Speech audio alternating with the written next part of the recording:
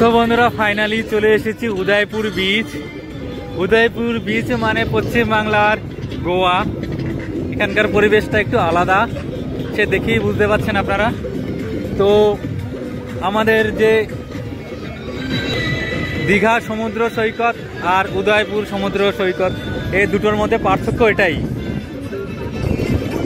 তবে ভালো, খারাপ না, বেশ। বিচ টিচগুলোতে খুবই সুন্দর, কিন্তু এখানকার পরিবেশটা একটু মানিয়ে নিতে হয় আর কি। তবে ঠিক আছে, বন্ধু বান্ধব আসাটা অবশ্যই ভালো। এই উদয়পুর বিচে ফ্যামিলি নিয়ে আসাটা একটু গায়ে লাগে, যাই হোক। তবে ওভারঅল মোটামুটি ঠিক আছে।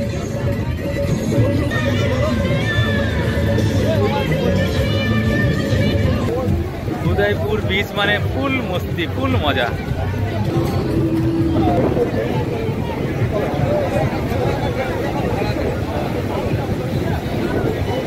দীঘার পরিবেশ আর উদয়পুরের পরিবেশ সম্পূর্ণ আলাদা।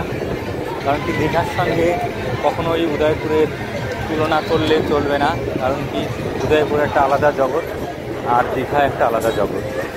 দুটোকে এক করলে কখনোই চলবে না। দীঘা মানেই যে উদয়পুর সেটা নয়, দীঘা দীঘা, উদয়পুর উদয়পুর। এখানে বাইকেরও ব্যবস্থা আছে। বিচ দিয়ে বাইক চালানোর একটা আলাদা আনন্দ, আলাদা মজা। যারা করছে তারা অবশ্যই ভালো আনন্দ পাচ্ছে। আমরা কারণ কি, আমরা চড়বো না।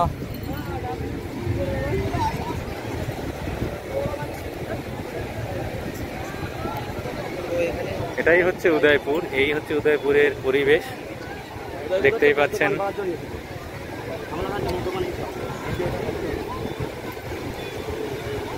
এখানকার পরিবেশ আর দীঘার পরিবেশ এক করলে কখনোই চলবে না। দীঘার পরিবেশ আর উদয়পুরের পরিবেশ সম্পূর্ণ আলাদা। লোকে বলে যে উদয়পুর হচ্ছে গিয়ে পশ্চিমবাংলার গোয়া। গোয়া অবশ্যই, আমার মনে হয় না গোয়ায় কি হয়। আমি আসলে গোয়া যাইনি, তবে যদি গোয়ায় এরকমই পরিবেশ হয় তবে উদয়পুর ঠিকই আছে। আমার মনে হয় না গোয়ায় এই ধরনের পরিবেশ।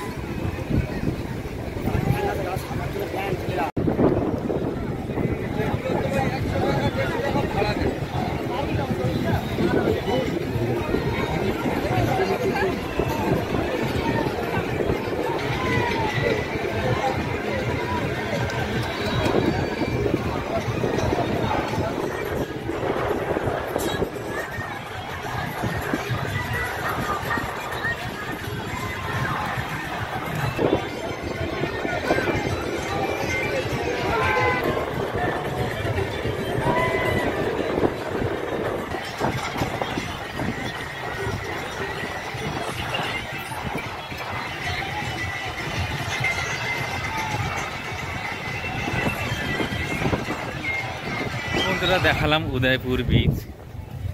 উদয়পুর বিচ কেমন লাগলো অবশ্যই কমেন্টে জানাবেন।